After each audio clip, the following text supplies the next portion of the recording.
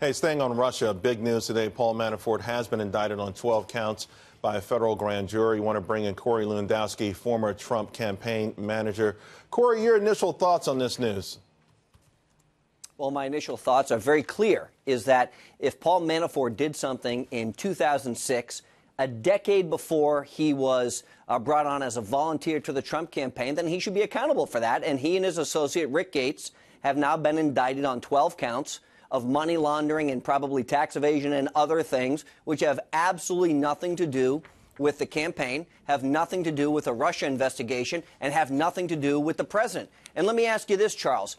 If the public reports are true, and there was a time where Paul Manafort was under a FISA warrant before coming to the Trump campaign, why is it the FBI never reached out to me as the campaign manager, never reached out to Donald Trump and said, look, you might want to pause for a second and take a look before you bring this guy on board as a volunteer to hunt delegates for you? They never did that. He was under a FISA warrant supposedly both before and after his tenure at the campaign, and the FBI never notified the leading presidential candidate for a major Republican Party race, never notified him of a potential problem. This is a problem with the FBI, if you ask me. Well, this also gets us back to the problem with the FBI and the Uranium One deal as well, and their reluctance to cooperate with Congress until recently, where it took everyone in Congress, including Paul Ryan, to start making big noise about this. Why is that? Why have we seen on the Department of Justice side, and particularly the FBI, but in general, so reluctant to protect the American people or provide more transparency?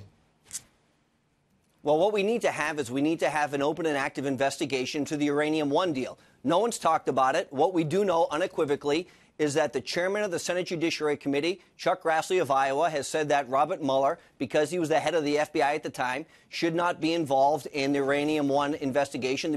There should be a new and separate special counsel to investigate how this took place. We know that the members of the CFIUS committee, the Committee on Foreign Investment in the U.S., of the members who are sitting on that committee, I think 7 or 9 of them were tied to the Clinton administration. The Clinton Foundation. What we know unequivocally is that Bill Clinton received $500,000 from somebody tied to Russia, and just before the uranium deal went through, Bill Clinton was meeting with Vladimir Putin. These are just too many coincidences, and what we now see is that the real collusion that potentially took place was between the DNC, the Clinton campaign, and Russia, and nobody wants to talk about it. So why hasn't Jeff Sessions taken action?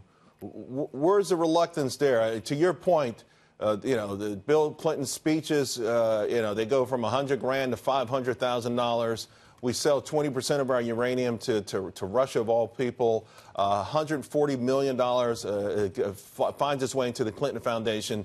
And these are major, smoking guns, if you will.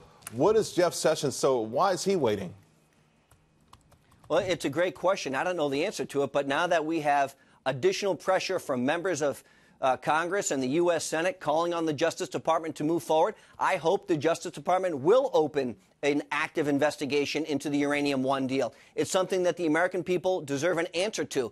It is not by coincidence that $100+ million ends up in the Clinton Foundation, that Bill Clinton gets $500,000 for a speech, and all of a sudden we lose 20% of our uranium, and that Hillary Clinton, as the Secretary of State, has to sign off on the deal. This is not coincidental, and so I think the Justice Department should open an investigation into this to find out what really took place.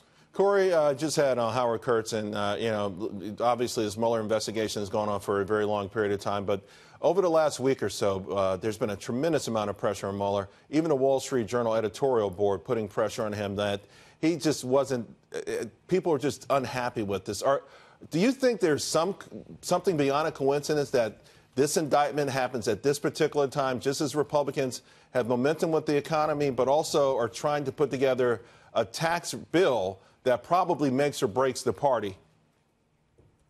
I don't believe in coincidences, and what we do know is that we had information leaked out on Friday night to a news network about the indictments that were coming.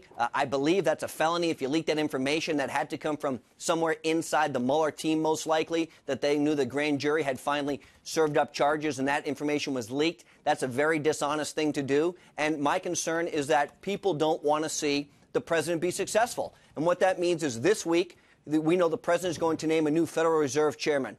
We know that he's going to put forth the tax plan, which is going to cut taxes for all Americans across the board. And there was a significant amount of pressure by members of Congress and now the major media outlets asking for Mueller to be removed because this investigation has gone nowhere. And all of a sudden, at the last minute, at the last hour on a Friday night, charges have been brought forward. And look, if Paul Manafort and Rick Gates are guilty of tax evasion or money laundering or hiding their accounts in Cyprus or whatever it is, they should absolutely be held accountable. Absolutely. But they should be held accountable independent of the president because the president had nothing to do with coordination, collusion, or cooperation with Russia. Nobody at the campaign did that I'm aware of. Corey Lewandowski, thank you very, very much. Appreciate it.